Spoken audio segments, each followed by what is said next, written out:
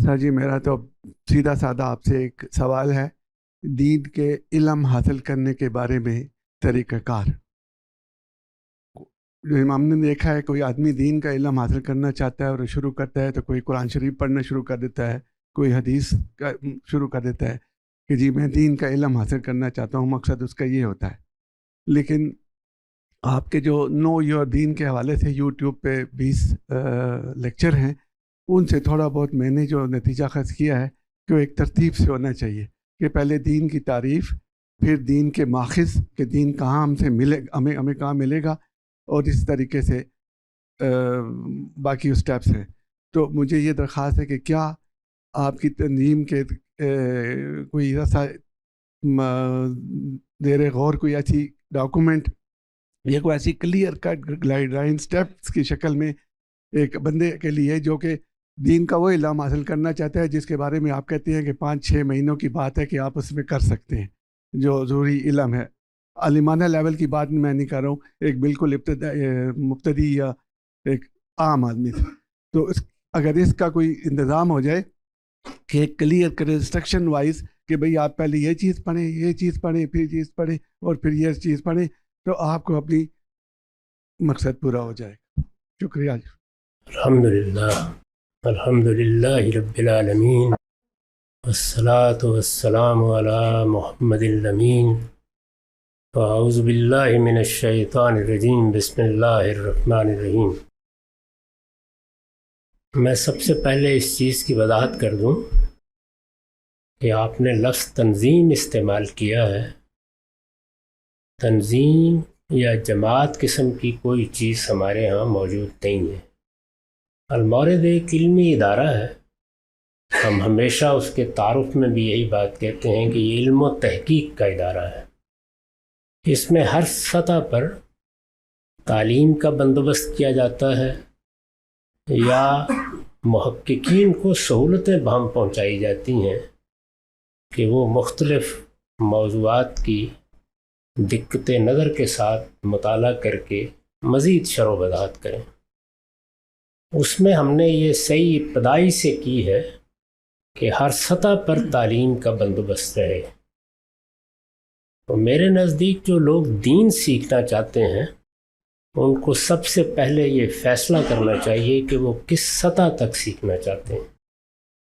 عام آدمی جو صرف یہ چاہتا ہے کہ اسے معلوم ہو جائے کہ میرا دین کیا ہے، اس کے مجھ سے بنیادی مطالبات کیا ہیں، مجھے زندگی کیسے بسر کرنی چاہیے، میں اس کو ہمیشہ یہ نصیحت کرتا ہوں کہ وہ اللہ کی کتاب قرآن مجید کو سنیں اور پڑھیں۔ قرآن مجید کے لیے سننے کا اہتمام بھی اللہ تعالیٰ نے بہت بڑے پیمانے پر کرنے کے اسباب اس زمانے میں پیدا کر دیے ہیں۔ دنیا کی ہر زبان میں آپ قرآن کو سن سکتے ہیں۔ میں سننے کا ذکر اس لیے کر رہا ہوں کہ قرآن مجید اپنے فارم کے لحاظ سے، جو قالب اس نے اختیار کیا ہے اس کے لحاظ سے سننے ہی کی کتاب ہے۔ اس کا اسلوب خطبات کا اسلوب ہے۔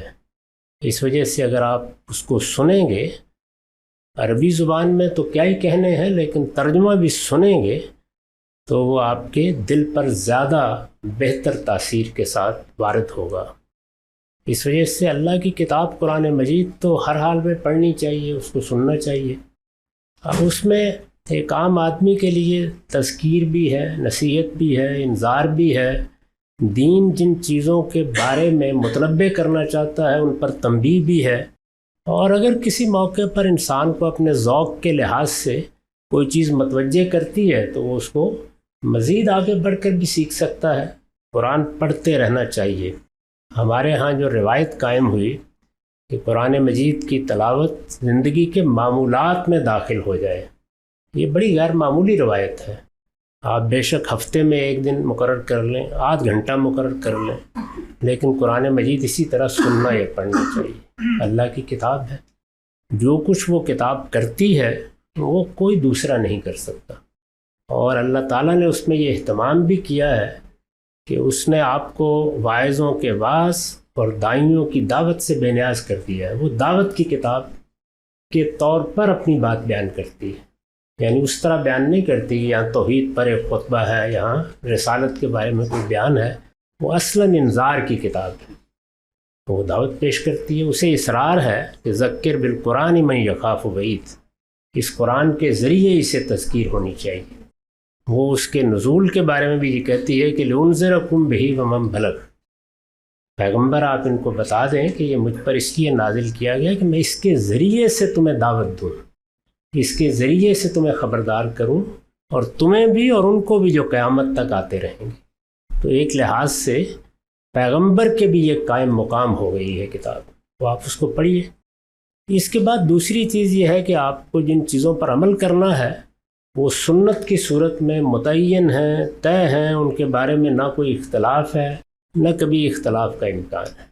ان کو آپ جس جگہ سے بھی سیکھ لیں گے، جزوی چیزوں کے سوا کوئی غلطی اس پہ نہیں ہوگی، اس پر عمل پیرا ہو جائیے. عام آدمی کے لیے یہی دین ہے.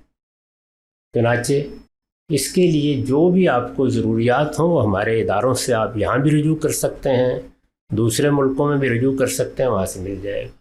اس کو سامنے رکھ کر 3 سطحوں کا ایک نصاب یہاں بنا دیا گیا.